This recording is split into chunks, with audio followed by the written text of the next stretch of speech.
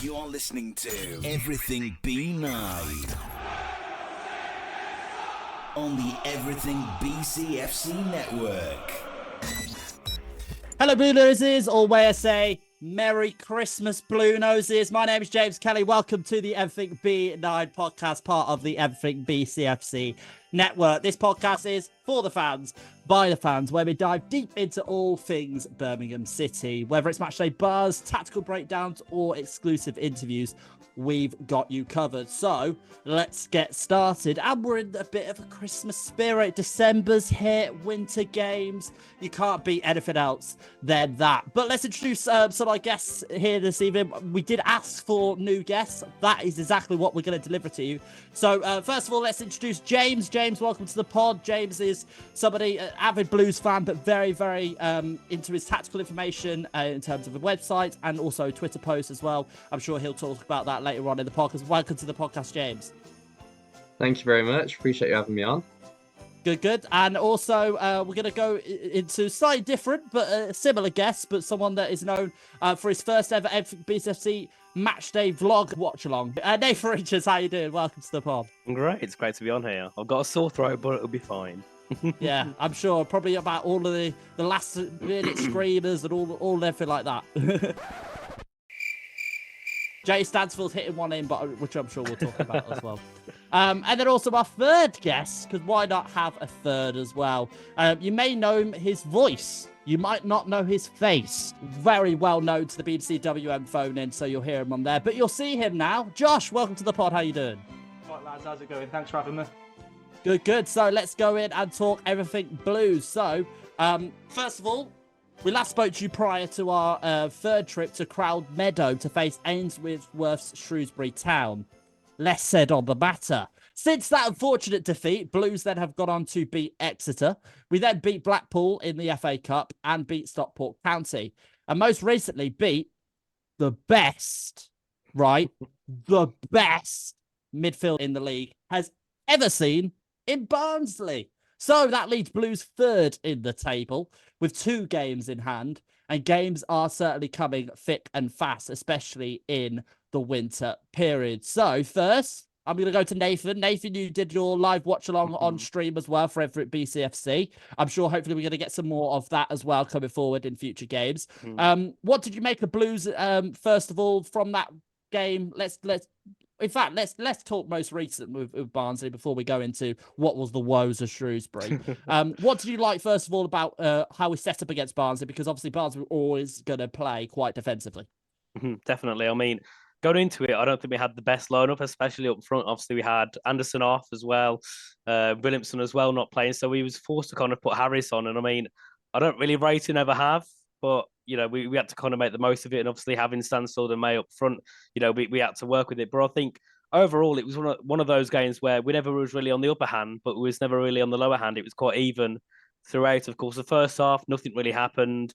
Going into the second half, though, of course, Barnsley got that first goal, of course. I think it was from Paik, obviously, deflecting it in. But then, obviously, Stansfield got that, you know, screamer automatically about 2 minutes after. And then after that, you could see Barnsley kind of got a bit fed up, and it was like they kind of had a bit of head loss from it. And obviously, we got the second, and then it was just a cruise home. What did you make of the way that we just basically recovered straight away inside 60 seconds? Yeah, I think it was like a minute and a half. It was great, you know. Yeah, obviously losing Cochrane originally in the first minute, you know, it did put us on a bit of a back foot, having led, moving over to the left, and then having Taylor Gardner and Hickman come on. But I think, to be fair, after the first 15-20 minutes, Laird settled in quite well on the left. I think it shows the sporadic shape that we can do and have the player depth. Obviously Cochrane out, Buchanan out. It was always going to be something, and I think having Gardner Hickman, who is very comfortable actually to not just play midfield but play the right and the left as well, in defensive fullback. That shows an advantage to our squad, right, James? Definitely. I think we've got a lot of different answers at the moment. It was obviously the Shrewsbury game. I'm sure we're going to come on to it. There was a bit of a tipping point for us. And Davies, fair play to him, he's changed it since then. He's obviously gone to Cochrane before Barnsley game going off, being the one that goes further forward, and Bielik, Davies and Clara being that back three in possession. I think it's really worked well for us. And then you've got Mark Leonard, someone that hasn't really had a lot of game time. Duke as well, that then coming in making a difference off the bench. So I think it does bode well for us that we can cope well with absences of Williamson and Anderson and people like that. Josh, what was your take on it? Obviously, Barnsley. Did basically, when you look into the game from a Barnsley point of view and their form and all of the recent league games, was your opinion of them going to be quite defensive? They're going to play quite low block, or were you thinking actually Blues are just going to play them off the park and actually it was slightly a different game per se? I expected how it was. The conditions played into their hands. The way they play kind of helped that. I think it was a really good test for the club and the players, because we shouldn't be able to walk through this league. I think the biggest thing as fans and the money we've spent and the outside eyes, it's more pressure. So games like that of old, watching Blues for the amount of years that I have, we wouldn't have won that. So as much as we all say that the club has to change and the Blues way is moving forward, it slowly is. So that's a game where in the past we would have down tools and it would have probably turned into a 2-0. But the fact that as soon as that goal went in, it was right, okay, let's just go for it. Let's stop trying to ease our way into it throughout the game in a long period. It's got, right, okay, let's just go. And I hope at some point in the next games moving forward, when we're playing against the poorer teams, that mentality is from the off. And then we could be 2-3-0 up, and then we don't need to worry then. But when we're playing the better teams, it is the cup final. So what do you expect? You expect teams to do things differently, or just do what they do really, really well, because we are the big ticket this season. So I think it played exactly how I expected it to be. Yeah, and I think you hit the nail on the head. That's the word I'm looking for. In terms of we are the big ticket item. Although, obviously, we talked on a previous podcast saying that we're up there with other teams. So now normally it would be like, right, okay, if Blues lose, it should be okay. The other teams will catch up, but then there's still going to be a gap. Well, it's not necessarily the case because Wycombe and Wrexham are flying with us. So it's almost like every single game now, we need to try and win or get a result from it. James, was it basically a possibility, right? Come Barnsley, looked at their form, we had to win, really? I think when you look at them on paper, obviously, they have not had the best start they would have hoped for, but considering there was a lot of overturn in that squad in the summer, new manager as well, and he came out saying earlier in the season he didn't know his best 11. I think they were improving up until the game against us, and like Josh said, the conditions definitely suited their game plan. They definitely had the tools to try and disrupt us, with Humphreys running the channels and then Phillips and Keeler getting in and around him. But I think we showed a really good side to ourselves. And obviously showed we can win in different ways. Yeah, it was definitely good to see that we could get over the line, and we didn't really look in the game up until their goal, and then as soon as that come alive, they scored. Like Josh said, we would have probably gone on to lose that in previous years, but showed a different spirit to ourselves. And then the red card, honestly, that was more than deserved for them. There were so many bad tackles. The referee, honestly, didn't get a grip of the game at all. They were really, really dirty side. And then obviously Jay with the moment of magic and just pushed on from there. And 3 points, always what we want away. Absolutely. To win this league, you need to go to the places which is going to be very hard, where you've got to really break teams down, whether they'll be defending low block or whether they'll be 5 back or whatnot. And you've really got to go to these places away and get points to guarantee promotion, essentially. Nathan, the weather obviously will be no shadow of a doubt all throughout the UK. It was absolutely horrendous, but we've already said that Barnsley probably that played to their condition, because they love long ball they normally would hit. Well, with the wind, it would fly an extra 50 miles an hour up there, which would suit. But agree or disagree with me, although that they go on about the best midfield in the league, they were okay first half. Their midfield did really take us to basically. I think the Humphreys was one of their players that was very creative in midfield. What did you take out of Barnsley first half? Because they went for it. I mean, the first half, they did a good job at trying to pressure us a bit. But the second half, they scored that goal. Humphreys got sent off, and it kind of sent them out of rhythm. They didn't really know what to do. And after that, it was just the fact of the ball wasn't hitting the midfield. It was going from the defence straight to the attack. So the midfield didn't get much of it. But, it's one of them where it seems like once they kind of lose that big piece, they kind of fall apart and they can't really adjust. Whereas with us, we, can have so many different players come on and off and we can settle into it quite well. So that's definitely, I think, something they got to work on. And I mean, they had, I think, like 4 or 5 in the midfield at the start of the game, one of them being taken out, and it didn't help them at all. And I think as well, Josh, Chris Davis shows what a tactician he is. It obviously wasn't quite working for the first half.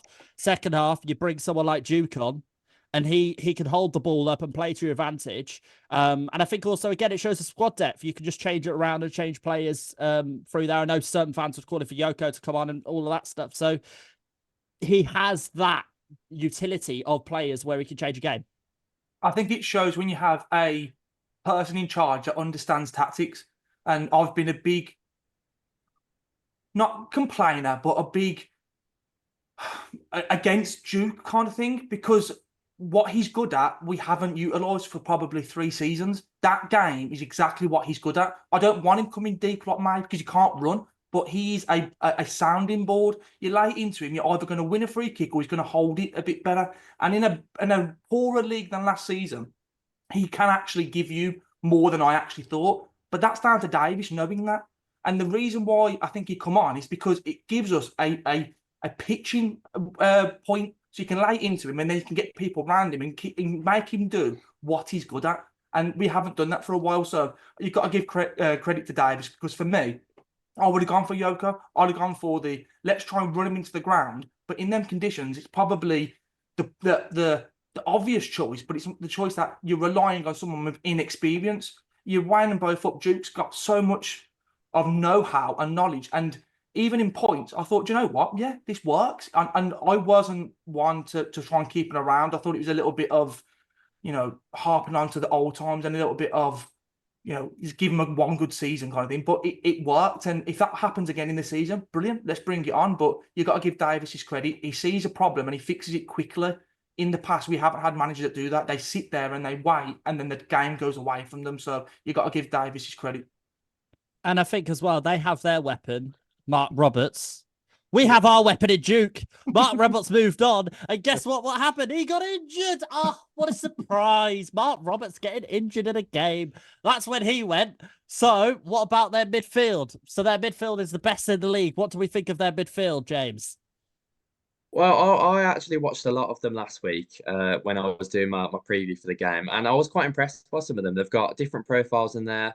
Got Connell, who's quite a creative midfielder, and then Russell, who's quite like a ground-eating, big frame, very good from set pieces, and Adam Phillips is a proper goal threat.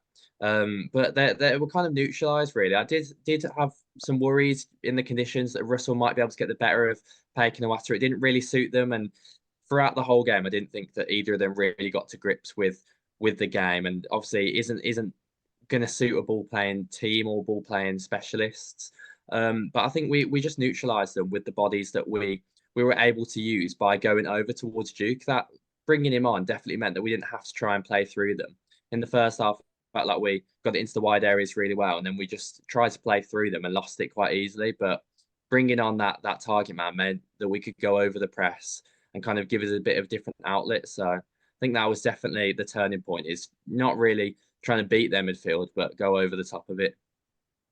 And finally for you, Nathan, let's talk about Jay Stansfield. What a player he is. What an attribute he is to our team. He's going to score goals. He's going to share the goals as well, obviously, with the caliber that we have with our team. Tamaka Iwata didn't have a chance to score a long-range goal. I mean, so that obviously shows that Jay Stansfield is doing something pretty good. But we've said it on previous podcasts, and I will still go on about it because there's still people that are saying about it. But Jay Stansfield is better than Louie Barry. He is 100% better than Louie Barry. End of. Okay? That's that out there.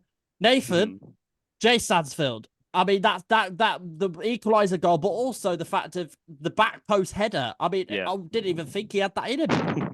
No, it's not normally the type of goal we see from Stansfield, but I mean, it was a really good one. Of course, it came off Paik, and then I think Dukey landed a head on it, and obviously it went back towards Stansfield, and it went straight in. I mean, there was nothing the keeper was going to do against that. It was a brilliant header. He composed himself well. But I mean, people say, oh, yeah, we only won because of Jay Stansfield. Well, that's true. We didn't pay 15, 20 million for nothing. We got our money's worth. And I mean, yeah, we've got him now and we did pay a lot of money for him. Maybe he's not worth 20 million at the moment, but give it 2 or 3 seasons, of course, when we hopefully go back up into the Championship and hopefully can fight for that top 10 and maybe playoffs. He's going to be one of those players that's going to be a really key part for it because, he's a really good player and probably many top championship teams, or at least mid-table championship teams, would really want to probably get him. So that done Barnsley, 2-1, good victory. But we do have to rewind now and do go back to a certain Crowd Meadow. Gareth Ainsworth's first game, it was always going to be one of them that's potentially going to be a new manager bounce. But can I just say, the 2 people that were so bloody confident that we would beat them are now not on the podcast. Karl Hills and Tom Oxton have decided not to come on tonight, and I wonder if it's because they don't want to come and speak about that game. So unfortunately, we've got you lot. So let's get your thoughts on Shrewsbury. First of all, are you shocked with the result? Let's put that out there. Anyone want to take that? Anyone shocked with the result? Yeah, definitely. Go for it, Nathan. I mean, it was one of those where we didn't really look comfortable at all going into the game. I mean, they scored 3 decent goals. I mean, I think it was Marcus that scored one. It was never going to be stopped by Allsop, and he also had a pretty poor game. Some of the goals we conceded, he came out too far, or he didn't quite get to the ball. It was, a really, really poor performance. And I mean, I think at one point we saw Karl, our 2 defenders, put on 2 attackers. So we had, I think, 1 playing at the back or 2. So it just seemed like one of those where near the end, Dave was just trying to clutch onto straws and just get as much attacking and aggression as he could. And he didn't do it early enough. And obviously, once you concede 3, coming back against anyone 1 or 2 down is hard. But even 3 goals, it's not going to happen, is it? You're not going to score 4 goals in 1 half, even against Shrewsbury. James, what do you think of how we set up for that? I know, obviously, it's a bit in hindsight now. We've had the Barnsley game, so we know about the future. But you might agree or disagree with me, but I'm just going to say it. I don't know how Luke Harris gets game time. I know he's a lone player, and I know we've got to give that opportunity to him. And you mentioned it earlier yourself, Mark Leonard, every time he comes on, and it's a good caveat to have, don't get me wrong, coming off the sub bench and proving himself as an impact player is something we want. But I really want to see that from the start. And Davis must fancy Luke Harris for what he does in training. And fair enough, the gaffer picks the teams. But I'm sure there'll be other Blue Noses that want to see someone like Mark Leonard get more opportunity. Yeah, I think with Harris, there's still a lot to be desired from him. We've seen him on numerous occasions now, and he's just not really cutting the mustard at the moment. I think there is a player in there, but at the moment, his best assets are his energy, and he's buzzing about. And I just don't know if we're the right team for him. He's playing in small, tight spaces where you've got to split lines against deep blocks. I feel like he's going to be more effective for those teams playing perhaps end-to-end football over big spaces, and he can really make an impact for those kind of sides. But whether he's going to be that player for us, I'm not so sure. I definitely agree Leonard has more than earned his place in start 11. Whether that's immediately or whether that's as a rotation option, I'm sure he'll get his chance over the coming weeks. In terms of the overall setup, I thought it was a bit of a turning point in terms of Laird was out of position so often in that game that it really cost us. It was quite reminiscent of the second game, actually, where we conceded the opener to Wickham and we just looked like we were all over the place defensively. And that was something we looked like we'd sorted out over the weeks after that. But that was a real throwback in that Shrewsbury game to the early season form where we just seemed so open at the back. And obviously he's addressed that, Chris Davies. He's gone with Bielik on the right and Cochrane going forward. But I think Gareth Ainsworth is always going to make it difficult, especially for a side against us. I mean, they only had 20% of the ball and still managed to score 3 goals. So it's a classic. Over 46-game season, you're never going to be able to reproduce the same level every single week. People talk about, obviously, saying at the start of the season, a bit in jest about unbeaten and points records and things like that, which are still achievable, especially in terms of points records. But the consistency you're going to have to put not a foot wrong in any of those games, really. It's always going to happen.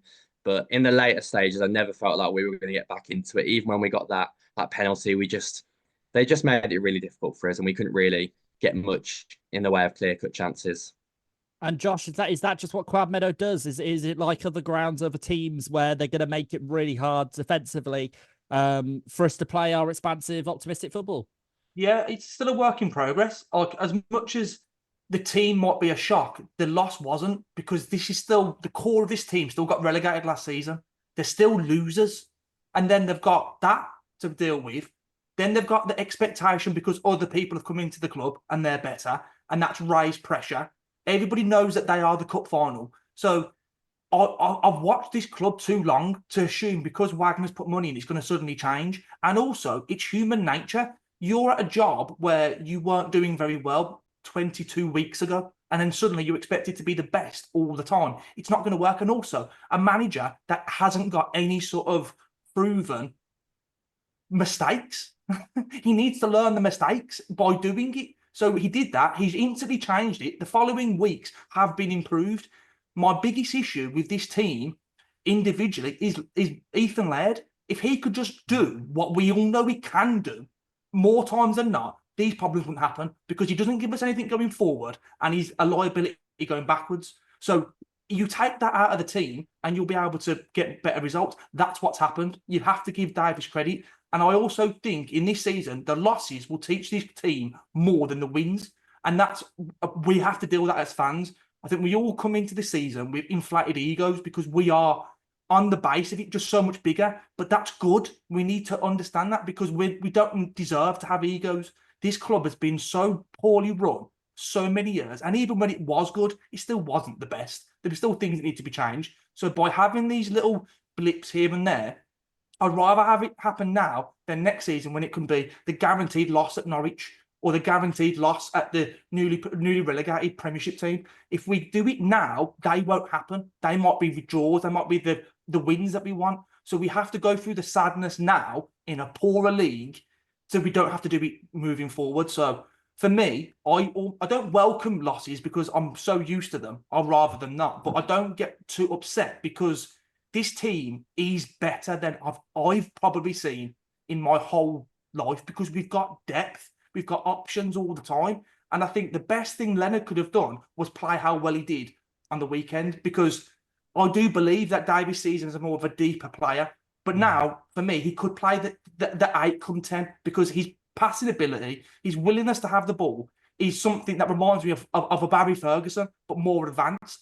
Let's be honest, who doesn't want a player that can continuously keep the ball and keep it ticking? That's only going to help Pike and Iwata be more expansive and get more attempts at goal, because that's the biggest thing I've seen from this style. A lot like Ange, 1 minute you can be amazing, next minute you can be, it's all 6s and 7s. So with that little bit of tweaking here and there, a loss here and there, if you can make a little bit of a gap between your losses, bigger and bigger, suddenly the season's done and you've only got a couple of in points of the season where you've had to rechange and refresh. But it's all a work in progress. This isn't the finished article. And this is why I always go back to the Stansfield thing. In 5 years' time, we will laugh about Stansfield's transfer.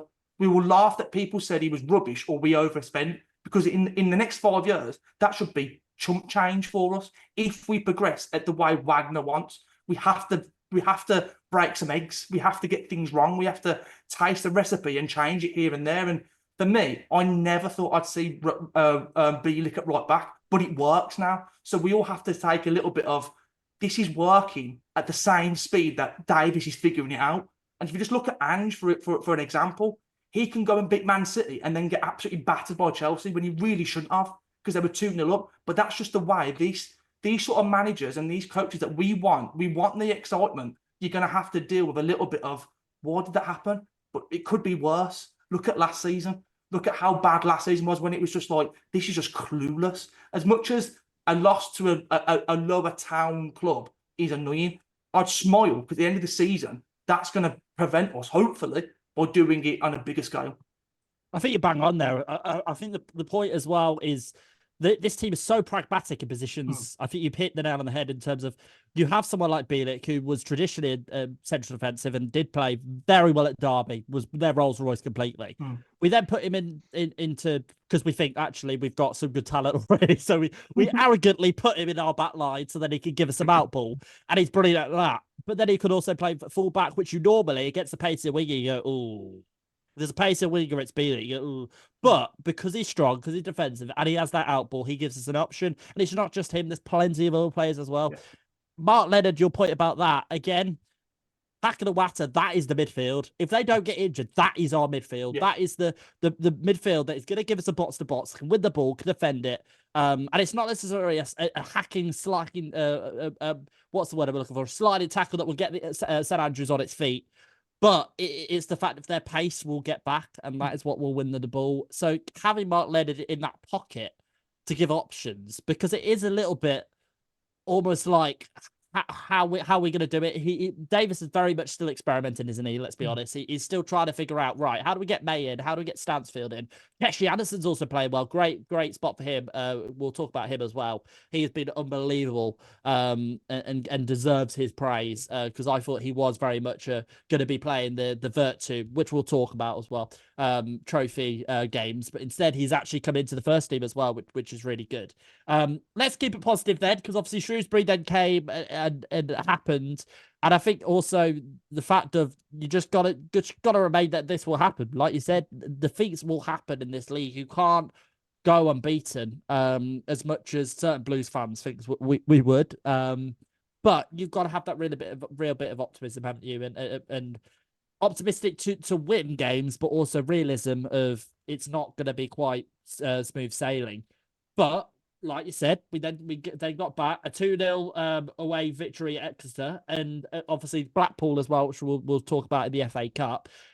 But then that just shows the similarity, the complete difference of both games. Exeter absolutely blew them off the field, and I think we limited to 2 or 3 chances. I think it was in the end. Nathan, what did you think of that as a game to come back to and really show our authority once again?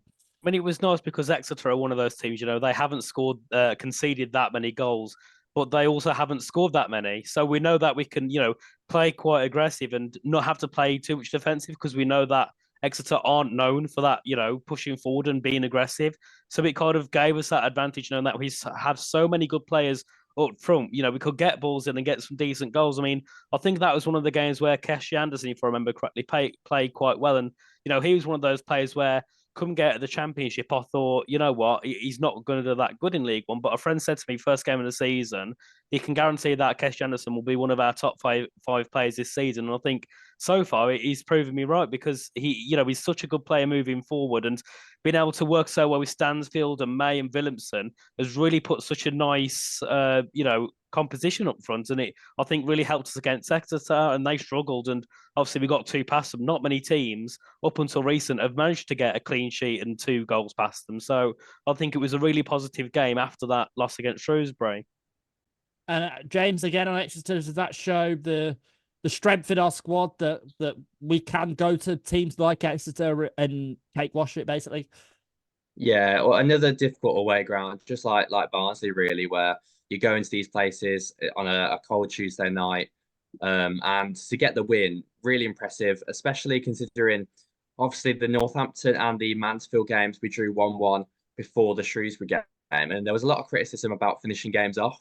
So it was nice to see us go and get that late goal to really cement it. And on the point on Keshi Anderson, I was a big supporter of Keshi Anderson last season. I thought he did really well whenever he played, and obviously his injuries throughout his career have really hindered him. But with the experience he's got playing in League One, I think that's something that is not really rife in the squad. Obviously, there was a lot of incomings, a lot of foreign players being brought in, and we tried to bring in quality from the leagues above. So obviously, there's not a lot of players that have got a lot of League One experience outside of him, Alfie May, a couple of others in there. So I did think he would be an important player, and he's shown his adaptability. Obviously, started on the left and then has gone to the right recently and made an impact there. So it was good to see him get another few assists the other night against Stockport. And at Exeter, I think we were just completely dominant, and then obviously got that second goal to finish it off. And nice for Jay to score there as well. Yeah, of course. I'm sure he actually probably secretly loved that one. I know he didn't like what he probably scored against us, but against Fulham in the cup. But I think just because of his roots in Exeter, it was nice. I think as well he got. Believe me if I'm wrong, but I believe he got substituted as well and still claps the whole of the ground as well, which shows as well what a genuine player he is and to his roots. Josh, let's talk then about FA Cup, Blackpool. Blues historically never do really well, do we, in the first or second round of the FA Cup? So how great was it to get a win past Blackpool and also for the likes of Lyndon Dykes to get a goal? Yeah, I think it's brilliant. I really like Lyndon Dykes. I think some of the I won't even call it abuse, but like criticism of him, I think it's wrong. He's the type of player that it's paramount for Blues that we've always had a player like this. He needs a run of about 5 games, which he's not going to get. So he's not going to get into his rhythm. But when he does put himself out there, he puts a shift in. He probably does what Duke does, but people won't see it because he's not a club legend. So you can't knock him. He's playing the games that he can. He's doing the best he can. He knows he's not the big fish. So let's just give him a little bit of space, really. Like he wins balls in the box. Like his stats when we first joined, I was shocked. I think he was top 3 in the last 4 years to win balls in the opposition box. So he's one of the stats I always remembered. Well, if we start just whipping balls in like it's going out of fashion, which we don't do that. That's probably Blues of old. If we could find a way to switch that 60-odd minutes, he will get us chances and he will score goals. But if we don't play to his strengths, what do you expect from him? And if Davis is telling him to do something that's out of his remit, but it's just to get him on the pitch because he's got no legs, that's why he's giving him credit. So I've seen it where our fans saying he's been class because he's probably playing out of a position or out of a style that he's used to. So, for example, May, I'd never seen May come this deep in his career, but he can do it. Davis finds a way to get May into the team to come deep. It's not what any of us want to see. We've all been scarred by the way England play and see Harry Kane at DM. But for May, he thinks he can do that, and he's never done that before. And it goes back to the age, I think I've said to all my mates, one of the best players I enjoyed watching for Blues was DJ Campbell because he saw the club as the best he's ever going to get. And Keshi does that, and so does May, and May does that. So when you've got players that see Blues as the best they're going to get, they put that little bit extra in, they play like a fan. And that's what we all want. No one really cares if we win, lose, or draw. The main point is, have you tried your best? And everything after that is okay. If we lose, Blues fans will give you a clap. There'll never be them fans that would demand excellence because we're not Real Madrid. We're not spoiled. We're quite easygoing fans, I think, of the whole options you've got across the EFL. So these sort of players are the bedrock of how you win titles. Look at United, for example. They had players that were Mr. Man United. You had Neville, the Neville brothers. You had Beckham to a point. You had Roy Keane to a point where the club was the biggest thing that they've got. And these players in our squad are the reason why I think some of these other foreign players I don't really understand will get a feel from it. Mike can sit there and go, I've been top goal scorer this league for 3 seasons in a team that doesn't win anything. I want to win. So I'll do whatever I can to make sure that I'm in the team to help the team. I can't imagine Mays to Davies saying why I'm in the 6-yard box tapping him in. He wants to be a part of a winning culture, not to win another golden boot without a promotion. So it's a little bit of Dykes is the same, Duke is the same, and I have to accept it. I don't want to see Duke play more than he should. But when he works and he plays well, you have to give him credit for that. And that's what I think as a fan base, we would all love to play, Man City style or Barca style of old and walk these teams over. But we've played the best teams so far. There's a tweet that went out. Alex Dickens said, I think we've played the top 12 already and we've only dropped 7 or 8 points. That's amazing for a Blues team of any year. So let's give these players a little bit more space to allow them to be human. You can spend 20, 30, 40 million. These players still breathe, they still fart, and they still fuck up. So let them, it's simple as that. They're only human. But if we can all bed in and protect these players like we do when we're really on it, in 2 years' time, we will all be celebrating harder because we've had to deal with the rubbish. We've had the Cottrell years. We've had the joke. This is a time where we can be a bit more relaxed and let things just marinate because we haven't got to worry about ruining, just doing absolute shockingness. We've actually got a plan, a style. And the one thing I can say, even the Shrewsbury game, for example, we didn't stop playing the same style. That's never happened that I can remember. Or it just goes route one, just lump it. And that's not what we're doing. So you have to give the team credit. And yes, it won't always be vintage. But when you see Duke score and you see Dykes score, just take it as a win. It doesn't have to be perfect. It doesn't have to be, all these goals or fast flowing. Just enjoy the nuance of winning most weeks, because that shouldn't get boring. Because for Blues, it doesn't happen very often. So I think dropping down and the money spent, I think it clouded a little bit of expectations. We probably will be there or thereabouts, but let the process go along, and more cups, more games actually helps this squad, because you don't want players sitting on the bench, putting their thumbs, or at home doing nothing. So further we can go in any competition, bring it on, because I think it helps Davies find out more, and he's always going to be talking about new options. And if someone's not pulling their weight, they're gone. We all know that maybe Sanderson might be going.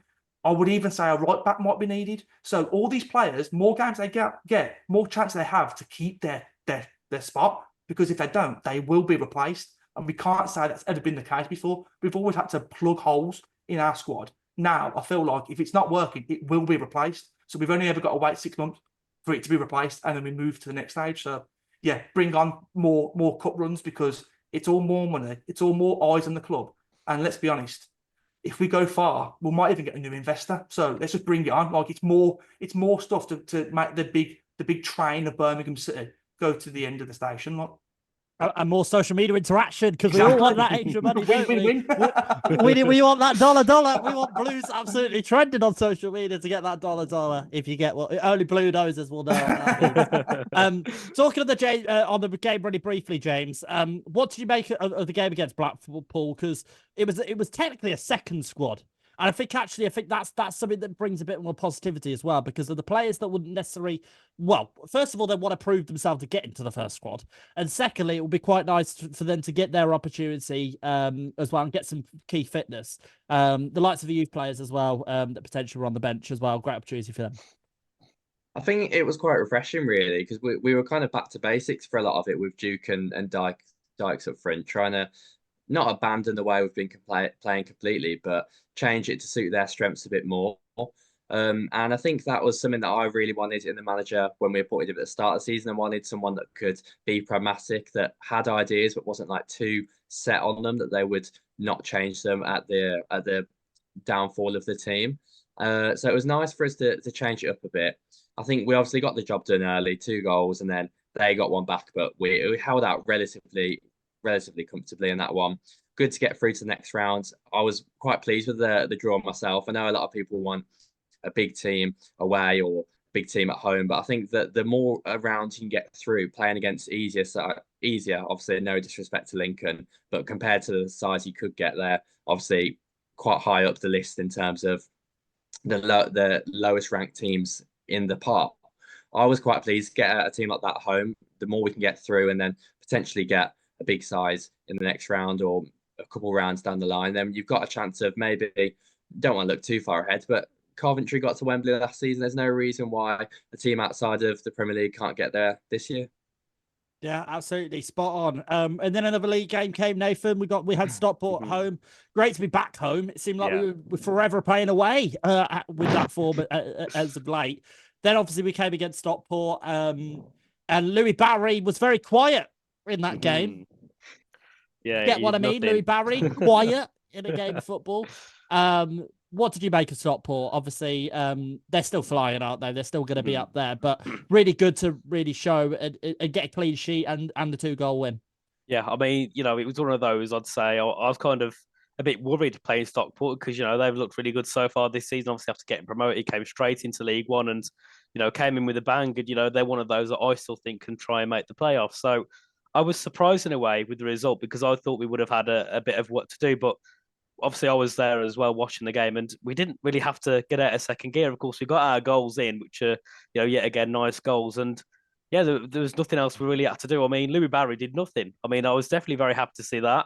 There was lots of chance towards him as well. And I think that, could have probably knocked his confidence, because I don't think anyone in there, apart from the few Stockport fans, actually liked him. So, it was one of those, it was happy to see him not doing well. But I mean, in general, the team, they didn't do much at all. They was really out of out of rhythm. Every time they got the ball, they'd lose it, would get it back. Obviously, we had Paken and West, so they played really well. Anderson on the right also played the ball well into, obviously, Stansfield and Williamson as well. So it was one of those where, we was able to learn a lot in the sense of we can, always play that one style of football and keep it that way. And it works, even against those sides where we go into it thinking, they're a decent side. They got one of the top goal scorers in the league at the moment.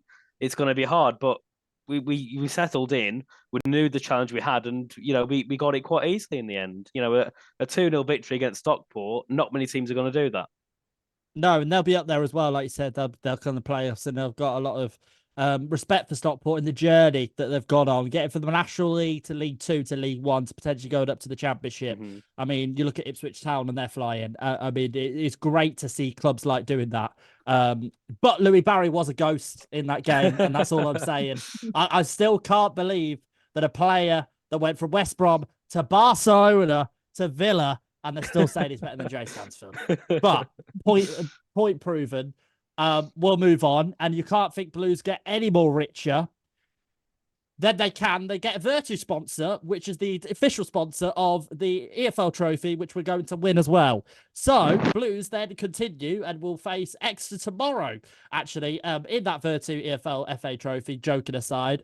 So this will be actually second of 3 meetings this season against Exeter. Our most obviously recent visit we just obviously talked about, ended 2-0 to Blues with Jay Stansfield securing the victory. He may do it again, or he may actually have a rest. It might be good to actually give players a rest, and we'll talk about that. So yeah, what is that what you would do, Josh? Would you give a bit of squad rotation for tomorrow? A little bit, yeah. So the likes of Leonard, I'd have him starting all day long.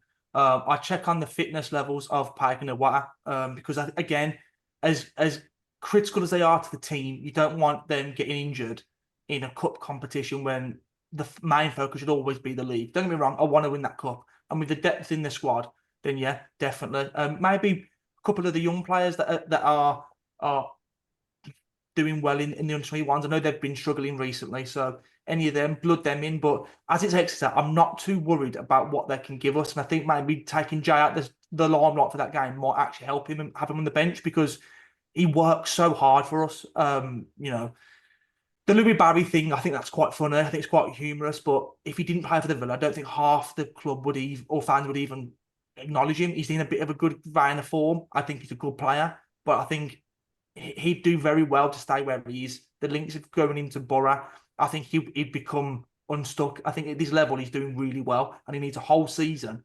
playing a team that are competing. And then next season, by all means, he could be in the Championship with us, or even maybe on the bench for the Villa. But I think there's levels to this game, and Jay is way down the trajectory of his career. And because of that as well, I would bench him. Let him know that as much as it's on his shoulders, he's the star boy, he also needs a rest. He's still human.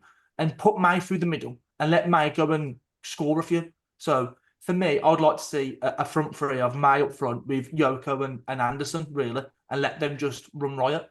And with maybe a Leonard in the 8-10 role, and just see what happens, and throw a little bit of caution to the wind a little bit. Let's just go for it. Let's not try and work them out and make the move. Let's just go throw the kitchen stick at them for the first 15 minutes. Let's really try and get some goals early doors, then make everything calm. Because I understand Davis's plan. He wants to move people around and stuff.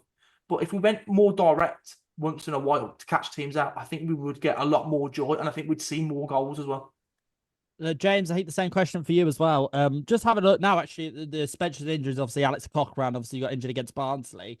But only Clara as well really is out. And I think that's actually strong of a squad. We've kept a very pragmatic, aggressive, attacking football tactic, but we've still managed to... There's been a few injuries on the way. There are always going to be in a season. But to have that winter period where the games are going to come thick and fast, it's so important to have that squad. So you think the actual squad rotation would be an advantage? I mean, you look at the likes of Brandon Keller, who may be coming, Alphonse Samstead, giving the players of that caliber opportunity.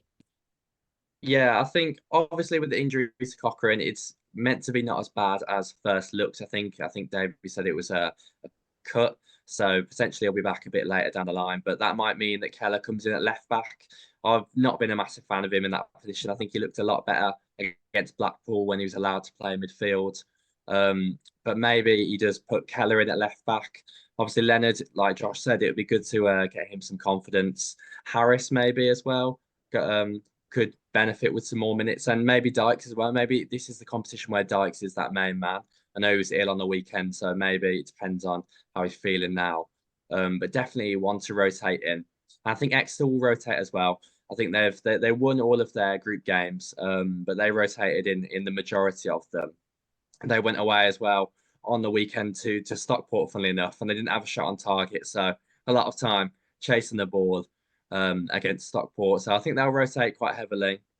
And I think really we should be able to win even with a rotated side. There's enough quality for Blues. You don't want your best players getting injured, but with a decent amount of rotation and still a few starters from the weekend in there, then we should have enough to get over the line, even with some changes. And of course, Nathan, as well for you, Exeter, what do you reckon of a challenge they'll provide? They'll probably look for revenge. I mean, a team like that, they don't want to be talked about in such bad light. And do you reckon that they fancy a cup run? I mean, I think they will, and I think they're going to push hard. I mean, they've kind of worked to it a little bit, so that also, is a reason why we can try something a bit different. We don't want to go in with the exact same squad and do the exact same thing as last time, because they'll figure out, ways to kind of stop us and give us more of a challenge. So yeah, changing it up a bit gives them another hard time of trying to work out how we play. But I mean, it's one of those where, it's not the end of the world if we lose, but we still want to win. So we can afford to make a couple of changes, try and get some of those players that are on the bench into it, and still see what we can do against Exeter. And it's a good thing because we play them already. If we can go in different players and do the same thing again, then Davies knows that we can rely on some of those guys that are normally on the bench because we've done the exact same thing, just maybe in a different way and with a different approach. And I think as well, round of 32 now, it gets pretty. It's where we think the optimism really rises that we're thinking, right, we're going to Wembley here. But just obviously contain yourself, because it's always going to be some shocks as well along the way in other teams as well. Hopefully not ourselves in the Vertu EFL trophy. But yeah, let's see if we can get to round 16. And hopefully on the next pod, we'll be talking about that as well. But obviously, let's go back to the league. Obviously, on Saturday, we'll face the Gas. We're going to hope to gas them out. Sorry, it's all silence from you guys. Come on, I expected better. Otherwise, better known as Bristol Rovers, obviously the next home game. So how we feel ahead of the game? Obviously, we actually last played a Bristol Rovers side back in 2019. Completely different era in terms of players as well. We got 2-1, 2-1 away win in pre-season. So it's been a while, and I love a fact. So for all you fact fans, going into the game, we've faced each other 21 times on a competitive level since the 1950s. We've won 10 times, we've drawn 9 times, which shows a lot, and we've only lost twice. So we've got a good record. What do you make of that then, James? I've been doing a little bit of digging into the numbers with Bristol Rovers, and I have to say they're in quite poor form at the moment. Their last 2 games, they have not got a shot on target in either. So I think it does bode quite well. And when you look at the numbers, for anyone that's interested in underlying data and things like that, they're 23rd for shots against and 23rd for expected goals against. So that bodes quite well, considering the attacking strength we've got. And they're 22nd for possession in the league, 22nd for expected goals for, and 22nd for shots for. So really, they've not got a lot defensively, and they've not got a lot going the other way. They've got some injuries in there as well, and there's been a bit of pressure on the manager throughout the season. A few bad results lately. I don't think they'll be expecting anything come to Blues. Like, let's get that straight. A lot of teams around, particularly in the bottom half of the league, will see Blues as a bit of a free hit. But I think there's not really many sides in the division you'd want to face more than Bristol Rovers at the moment. Even their better players lately have made a couple of mistakes. And then Omachere, who's looked quite promising up front, he's likely to be out for the game. So there's not really a better time you could be playing them. And considering they've not played in 11 days, which could be a bit of a benefit, but when you're stewing on 2 losses where you've not had a shot on target in either, sometimes it's better to get a game in as quick as you can to try and right those wrongs. And they've had a lot of time to dwell on those losses now. So you know what you've done now? You've taught them up. It's going to be a 1-0 victory to Bristol Rovers. It was the same with Northampton. Yeah, you're playing against the team who absolutely will fire long shots from any way, shape, or form, whether it's on target or off target. We'll have the best XG and we'll still come away with a 1-0 loss. But joking aside, Josh, do you see anything else but a Blues win? I'd like to think so. I've just looked at their squad, and the only player that really worries me is Scott Sinclair, obviously a former Blues loanee. But yeah, this is the time where I'm hoping we start getting into fourth and fifth gear, because I don't think we have. I don't think we even got that last season. I always felt last season we were almost about to click. And I still think this squad is the same. I think the 7-1 against Fulham kind of flattered us because of the team we're playing against. But I would like to see a result like that this season. And I think with the way the squad is built and building, it could happen. And this could be the game for it, or it could take longer, or it might not ever happen. The difference with this game than others that we've previously faced, the stats back it up. And that's got to be enough for Davis to go, look, this is the team now where everything we've been working towards, this should come really simply, or it might not. It's the case of every game, you see it for what it is. There's 11 people you've got to go against. And if we're not on it, they will take something. And that's what I think they've realised that with the Shrewsbury game, that if we're not completely focused, teams will nick stuff off us, and we've got to be on it and willing to roll our sleeves up. And I think majority of the team have got that bite. So I'm looking forward to it. It's the first game I'm going to see for a while. A lot of work commitments have kept me away. International travel, which I was not expecting this year to take on. So I'm looking forward to getting back home and enjoying it really. So yeah, I'm looking forward to a nice, steady, unstressful result. But it's his Blues, so could be anything, couldn't it? I mean, your home form's typical when you got to chase a league title, and I think that's probably our advantage. If this was the reverse fixture, Nathan, we probably could be looking a bit more realistic and going, actually, they're at home. We've got to really take it to them. Yes, their form's not great, but they're at home. Yeah. But the fact that we're at home, it's almost like you're thrown into the lion's den with ourselves. Yeah, definitely. I mean, talking about some of the lower table teams, I mean, we got obviously Bristol Rovers at home, then we got Crawley away, Burton at home. I mean, something tells me that we're going to get a loss to Crawley. I don't know why, but I just feel like it's one of those games where, we're going to be the better team, but somehow, lose 1 or 2-0. And I think that is a struggle sometimes. Those lower sides, they're going to push so much harder because they want to be able to beat Birmingham City. We're like the Man City, well, not much now, Liverpool of this league in League One, so everyone wants to beat us. So, those teams at home like Crawley, who've got a tiny little shed as a stadium, they're going to want to beat us, aren't they? So they're going to push harder. So, those away games are always going to be a lot more difficult to me than some of the bigger teams because we know what we're going to face with these. But some of the smaller teams, they're going to make it hard for us to get those opportunities, to get those chances. Perfect. So let's have quick fire then. We always love a quick fire score prediction. First, thinking of the Vertu round of 32 trophy game against Exeter. Josh, what are we saying? 3-0 Blues. 3-0 Blues, I'm guessing. Yeah, 3-0 Blues. Of course. 3-0 Exeter. All right, okay, stop the pass. It's finished. James? 2-1 Blues. 2-1 Blues, love it. Nathan? 3-1 Blues. I'm going to go 3-2. I could just see it being car crash. I don't know. I can just see it being end-to-end. I don't know why. But yeah, I'm going to go 3-2 Blues and we'll advance into round 16. So against the Gas, Bristol Rovers, what we saying, Josh? Oh, 4-0. Let's go for it. Nice. James? Oh, I was going to say, I'll go 4-0 as well. Okay, Nathan? Go one step higher, 5-0. Ah, I was going to say 5-0. So there you go. 2 of us 4 and 2 of us 5. And we'll be made, you'll be able to see how stupid we are in the next podcast subject. But I have to say, we're in the Christmas spirit. I am in the Christmas spirit. Got everything going on from here. And we go into the December period, obviously. It gets tough around the winter period, don't get me wrong.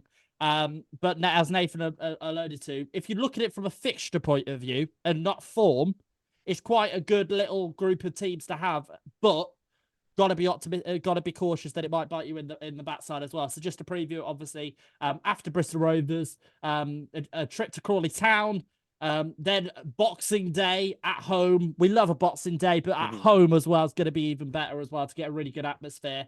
Then at home again, Blackpool before New Year's, and then starting 1st of Jan, once again, Stockport away. And I think the confidence of the victory that we had against Stockport will be an advantage for us. But again, we've got to be realistic, and they're at home and they'll look for revenge as well. But if you look at that group of fixtures, James, it's not a bad festive fixture list, to say the least. No, definitely a positive fixture list, especially when you consider we've got those 2 home games after Christmas. That's always better not to be travelling. You think if you've got a far one on Boxing Day, players might have to go on Christmas Day on the evening. But I think sometimes these smaller teams, like Nathan said, are a more difficult test in terms of our play style because they're less likely to be expansive. They're less likely to come out of their shell and sort of give us space to play in. I'm not particularly worried about Crawley from that perspective because they do like to get on the ball and themselves are quite expansive. So I think there'll be space in that one. Burton, I have absolutely terrible memories of is it Lloyd Dyer? Lloyd Dyer. Yeah, Lloyd Dyer scoring against us.